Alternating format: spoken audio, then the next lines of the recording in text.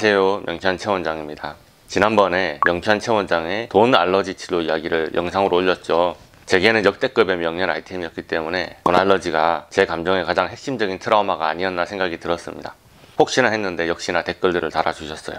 돈 알러지를 치료하고 나서 돈 많이 버셨는지도 궁금해요 라고요. 제가 댓글로 답을 드리려다가 이거는 그냥 명찬 패밀리 한 분께 드리는 개인적인 답변으로 어느 댓글 구석에 숨어 있으면 섭섭하겠죠. 오늘의 이야기가 궁금하신 분들은 좋아요, 구독, 알림 설정을 누르고 시작하겠습니다.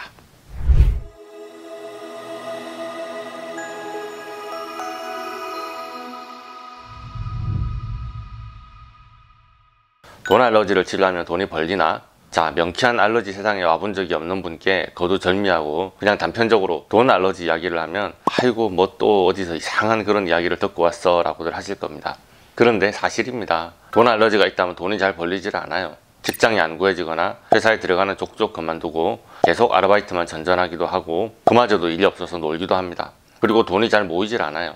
내 통장은 버스 정류장인가 고생고생해서 돈이 계좌에 들어왔는데 언제 들어왔나 싶게 벌써 휙휙 나가고 그리고 나면 남는 게 없어요.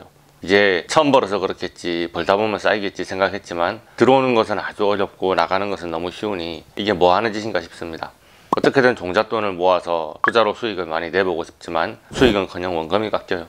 이게 유명하다길래 샀는데 어떻게 하는지 내가 사면 다 떨어져요.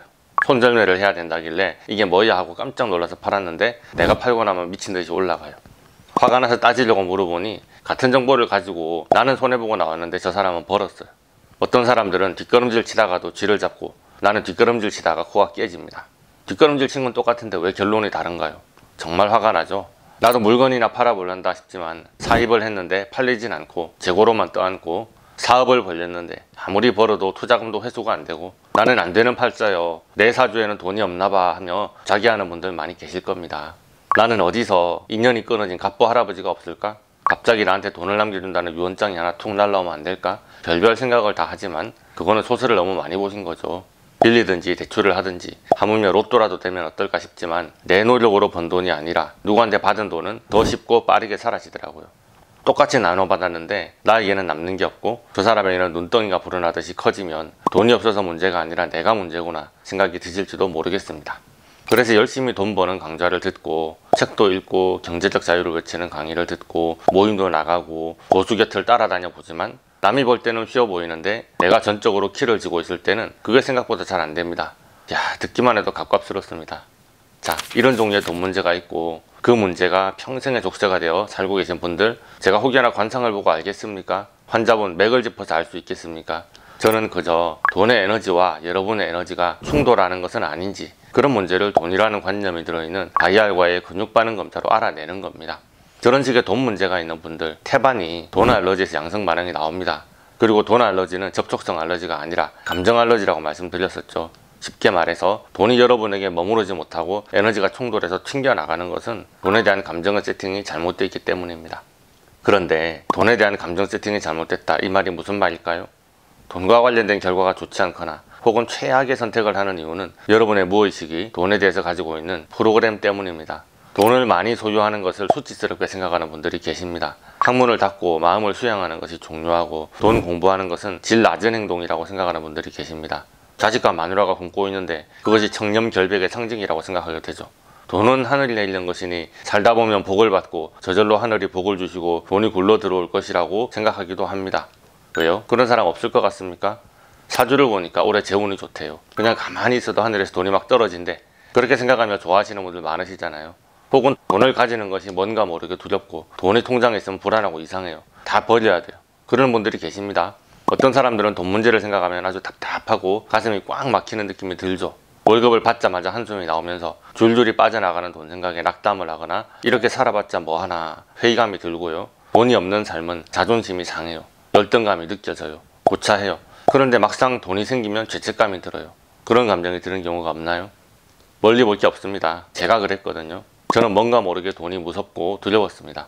어린 시절에 집안이 망해서 힘들었기 때문에 너무너무 돈이 벌고 싶었죠. 그런데 막상 돈이 들어오면 두려웠습니다. 내가 이만큼 돈 벌 자격이 있을까? 이런 생각이 시달렸어요. 제가 환자를 치료하는 사람이기 때문에 더 그랬던 것 같습니다. 광고를 하는 건 의료인이 아니지 장사꾼이지. 치료를 잘하면 소문이 잘 나고 환자는 그냥 알아서 오게 돼 있어. 내가 나서서 나를 광고하는 것은 수치스러운 일이야. 돈을 더 벌 궁리를 하는 것도 이렇게 불편하게 느끼는데 매출이 오르고 환자가 늘어나는 것은 더 두려웠습니다. 환자분이 건강이 안 좋은 것은 일종의 업보라는 생각이 들었거든요. 운명적으로 병이 들 팔자로 태어난 분이 어디 있겠습니까? 함부로 술 먹고 담배 피고 운동 안 하고 아무거나 드시고 정신적인 육체적인 스트레스에 쩔어 있으면서도 자기를 챙기지 않고 방치한 결과 아프게 되었습니다. 그런데 환자분들은 여러분의 업보를 돈으로 털고서 건강과 맞바꾸고 싶어 하십니다. 그리고 저는 그 계약서에 사인을 했죠.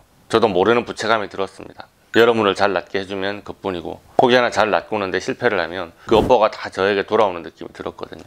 통장에 돈이 있으면 무서웠고 제가 잘 치료하지 못하는 것에 스트레스에 시달렸고 매출이 오르면 더 두렵고 저는 그 두려움을 회피하기 위해서 돈을 썼습니다. 나 이렇게 잘난 사람이야 외치고 싶지만 나 스스로를 인정하기 어려웠고요. 명품 같은 데 돈을 쓰면서 멋있게 보이고 싶었습니다. 매출이 어느 정도 이상 한계선을 찍으면 어마어마하게 무서웠습니다. 내가 저만한 돈을 벌만한 그릇이 못 되는 것 같은데 나는 저 병을 치료해주지 못할 것 같은데 왜 자꾸 치료해달라고 들이미는 거야. 너무 두려웠고 매출이 줄면 좀 덜 무서웠어요. 나의 부족함을 뭐라도 해서 퉁치고 싶었고 이 업보를 해결하기 위해서 여기저기 봉사한답시고 돌아다녔습니다. 그런데 봉사라는 것은 지속적이지가 않습니다. 제 죄책감을 해소할 수 있을지는 모르지만 제대로 누군가를 치료해주기는 어려웠고 집을 비워놓고 이리저리 돌아다니니 집은 집대로 말이 아니었습니다. 자꾸 돈을 쓰대기만 하고 모이질 않으니 사모님은 바가지를 팍팍 긁고 돈이 없으니 만원짜리 원피스를 입고 다녔습니다. 명품 양복값에 만원을 더하고 평균을 내야 가계부가 맞는다고 대모처럼 저에게 시위를 하는데 저는 우리 사모님과 같이 어딜 다닐 수가 없어요. 명품이랑 품위가 안 맞아서. 어쩌다 투자를 해도 돈을 다 날리고 그게 다 결혼을 잘못해서 그렇다. 남들은 좋은 여자를 만나서 잘 사는데 나는 내 꼴이 이게 뭐야 생각했습니다. 자, 이렇게 사니까 뭐가 되겠습니까? 돈을 생각할 때 안 좋은 감정이 든다면 돈과의 관계에 문제가 있는 것입니다. 그런데 잘 생각을 해보세요. 돈은 그냥 도구일 뿐입니다. 돈은 그냥 물질일 뿐 인격이 없습니다. 결국 돈과의 관계 문제는 돈 그 자체가 문제가 아니라 본인의 마음 문제입니다. 돈을 생각하는 방식의 문제고 돈을 어떻게 생각하고 받아들이며 쓰느냐의 문제입니다. 내가 돈을 벌고 쓰고 모으고 투자하는 것에 있어서 내가 나를 얼마나 인정하고 용서하고 격려하고 긍정적으로 보고 있는지 이 문제가 풀리지 않으면 돈에 대한 감정도 묶인 채로 남아있을 수밖에 없습니다.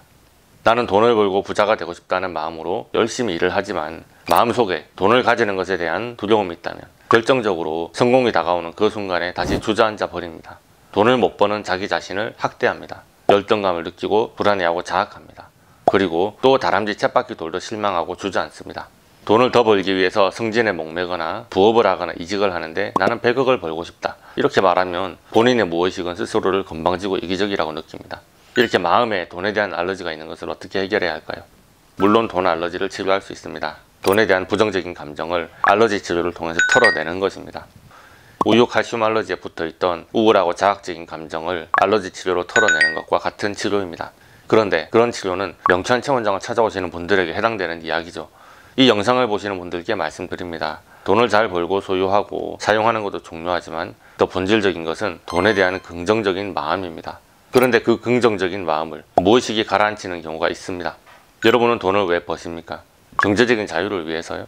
그럼 경제적인 자유는 왜 필요합니까? 돈은 단순히 이기적이고 속된 물질이 아니라 더 높은 차원의 목적을 이루기 위한 수단입니다. 여러분들은 어떤 목적을 가지고 살고 계십니까? 그것을 깨달을 수 있다면 여러분의 무의식은 여러분이 돈을 버는 것에 협조합니다. 그저 100억을 벌고 싶다는 게 아니라 온 우주가 여러분이 돈을 버는데 협조하게 하고 싶다면 더 원대한 꿈을 꾸시기 바랍니다. 더 높은 이상을 만드시기 바랍니다. 돈은 그 수단일 뿐입니다. 돈 알러지 이야기를 하다가 마무리가 안 되는데요. 더 깊은 이야기는 다음 영상으로 돌아오겠습니다. 좋아요, 구독, 알림 설정 부탁드리겠고요. 질문 있으신 분들은 댓글을 달아주시거나 네이버 톡톡으로 문의해 주시기 바랍니다. 감사합니다.